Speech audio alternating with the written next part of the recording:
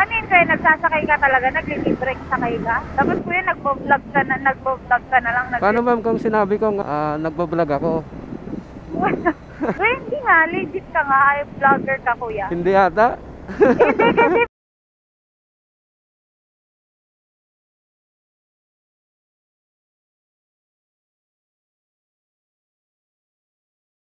Huwag kang matakot ma'am kasi naglilibreng sakay talaga ako. Hawak ka lang mama. sige po. Baka magkasala pa ako ma'am pagka nahulog ka mama. Saka mahulog ko dyan sa maling tao. Ay, hindi naman po, sanay naman akong mag-ano ng motor. Nagmamotor ka rin? Meron po. Oh, galing ah. Dapat nagmamotor ka na lang hanggang rito eh. Hindi ko pa rin po kasi kabisado, kaya hindi ko po muna dinala. At saka isang araw lang naman po kasi kami sa may Bridgetown. Sa Bridgetown po? Sa Pasig? Opo, doon po ako galing. So doon ako sumakay, binaba po ako dito. Doon sa may Tawid. Anong sinabi sa'yo nung nagbaba sa'yo? Hindi niya kasi mapin. Sabi niya, putol. So sabi ko, sige kaya po alam ko naman po kasi dati yung father ko, bumiyahe dati ng Jeep Palanday Recto. So sabi ko, sige sakya po na lang, tapos doon na lang ako sasakay. Sabi niya, oh ma, meron doon. Ngayon po, niliko niya doon sa may, di ba po, underpass, tapos doon sa may paliko. So kinanan niya doon, tapos magkakanan niya doon, sabi niya, ma'am, dito na lang po, dito na yung, nakakasakay ka na dyan ng bus. Ano ba yun ma'am, habal? Hindi naman po ako nakapag-book kasi lobat na din po yung cellphone ko, 4% na lang. Hindi na dumaan sa apps. Opo, ganon.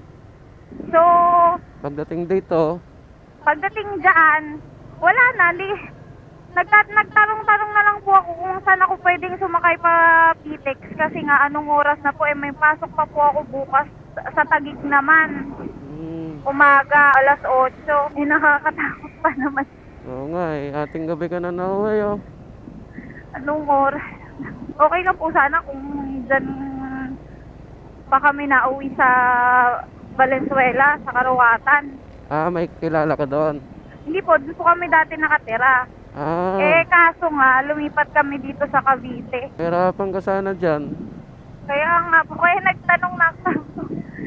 Magtatanong na talaga, wala ako nakikita dumadaan. Yung sinakyan ko din kanina, galing Pitex, magmula Pitex hanggang Bridgetown. Hindi rin niya alam. Oh? Bakit? Nagtanong-tanong lang din sa ganun din. Kasi kanina naman nagmamadali ako dahil late na nga ako dahil traffic sa Imus. Opo. Then ayun. Anong oras na rin kami nakarating kasi nga nagtatanong-tanong din sa kung saan kasi di daw niya mapin. Sabi naman ng mga pinagtatanungan niyang naka-uniform ng angkas, bakit hindi mo mapin, boss? Hindi niya masabi na Hinabal ka? Oo, hinabal niya ako. Saan ka ba sa Cavite ma'am? Tansa. Ano yun kuya, nagsasakay ka talaga, naglilibre sakay ka? Oo ma'am, actually ma'am, ito na yung ginagawa ko matagal na. Pagka may nangailangan, hindi na ako nagdadalawang isip para ihatid ng maayos. Tapos kuya, nagbo-vlog ka na lang, nagre-reels ka para may kita ka pa extra. Ganun ba ma'am? Paano ma'am kung sinabi kong ma'am, nagbablog ako? Legit ba?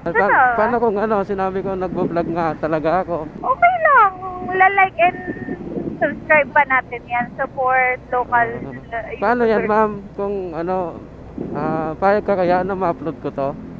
Pwede naman, okay lang naman. Hindi nga, legit ka nga, ay vlogger ka kuya. Hindi ata? Hindi kasi first time ko lang din na maka-encounter nung may mic. Usually nakikita ko lang siya sa mga reels. Ngayon na-try mo na ng personal? Oo, ngayon. First time? Oo, first time, okay pala. Yung may mic. Ganda no? Oo, ganito na pala ka-high-tech ng mga angkas na... Mga J-Ride ka mo mama? J-Ride ako eh. Anong pangalan ng YouTube channel mo kuya? Kambyuhan Motovlog. Bigyan kita mamaya yung sticker ko. Mayroon pa ata ako dyan. Wow! Dati napapanood ko lang yun, yung mga namimigay ng stickers. Eh, meron na. Ano yun? Hindi ka nag-day off? Parang yun na yung magiging day off ko pag nag-edit ako. Okay. Kumbaga parang wala talaga kayong fix na araw, kailan kayong day off. Opo. Parang araw-araw biyahe. Yung edad mo, ma'am? 25. Bata pa. Bata pa pala, hindi bata.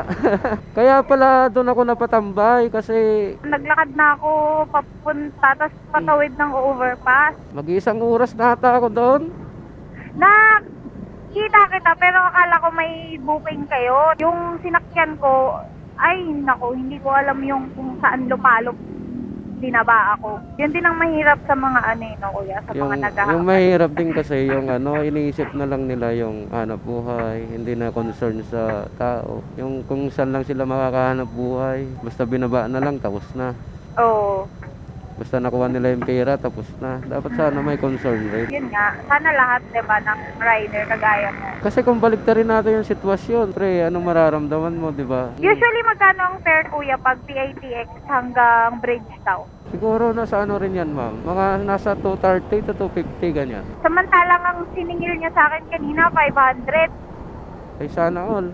450 nung una, tapos sabi niya, nung nandun na kasi nagtatanong-tanong na siya, sabi niya, ma'am, baka ako pwedeng dagdagan mo ng 50 pa kasi, medyo naligaw-ligaw tayo. Grabe rin. Siyempre, oo nga naman, hassle niya kanina kasi naligaw-ligaw siya. So, ayun. Eh, kasalanan niya na yun. Nagtanong nga siya dun sa enforcer. Sabi naman nung enforcer, dyan, diretso ka dyan. Ano pa yun? Pa C5 pa yun. Tapos, ang sagot niya, hindi ko kasi mapin, boss. Ganun. Tapos biglang sabi ng enforcer, di ba may cellphone ka naman? Ganun yung enforcer sa kanya. Sabi naman niya, oo po, kasi putol eh. Pagdating dito sa map ko, putol. Sabi niya ganyan. Pwede ba yun? Oo.